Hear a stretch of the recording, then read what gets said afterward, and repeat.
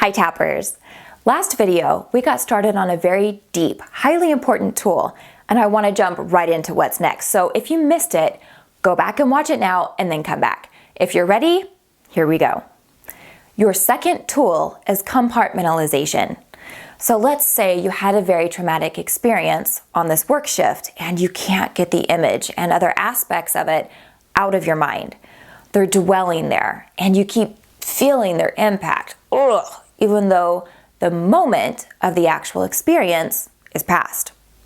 So here you create an intentional space for them to be. This is when you don't have time, energy, or the ability to release it by stepping away and tapping. Now, I always suggest that you tap within 6 hours of any trauma or overwhelm if you can, given the window you have of it not being ingrained in the subby that way.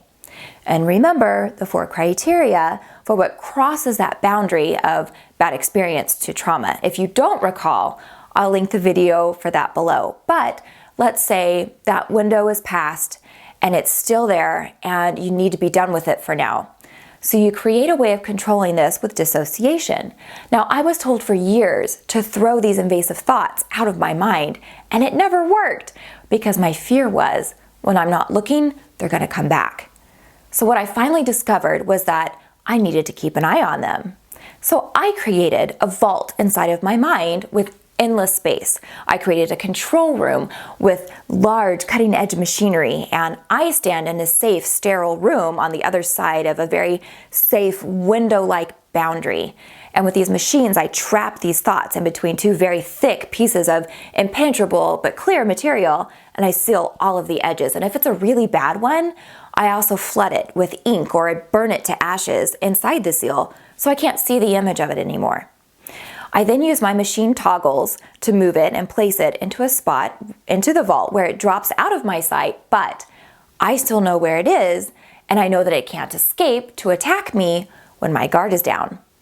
This brought me huge relief when I didn't know of another way to deal with them.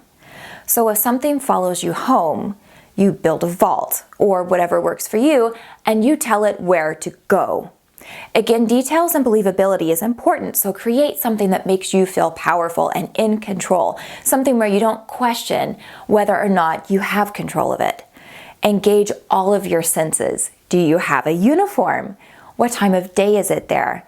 Are there others who help you with the process?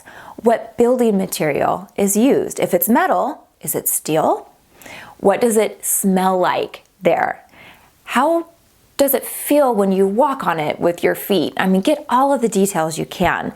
This space allows you to put away the hurtful things that otherwise feel like they have control of you until you can have help dealing with them. So once they are there, Tappers, you will feel a lot better, and that's excellent. But remember, that's not the end step. If they're there, then there is a neuron bridge somewhere keeping them relevant, and you do want to target and dismantle that. But if you can't on your own, then what you've done is amazing and the next best thing. So the next step then is to figure out who you need to help you to dismantle that bridge and make the vault not necessary, one item at a time. And to be clear, I still have my vault. I'm a very sensitive person and I'm constantly affected by what's around me. But the nightmares that used to be in there from my past are no longer. And my use of my vault has shifted significantly. So that's the goal for you as well. In the next video, we will discuss the last aspect of this powerful lineup of tools for you, which is on creating a safe space for you when safe spaces are not a thing in your life at this time. I'll see you soon.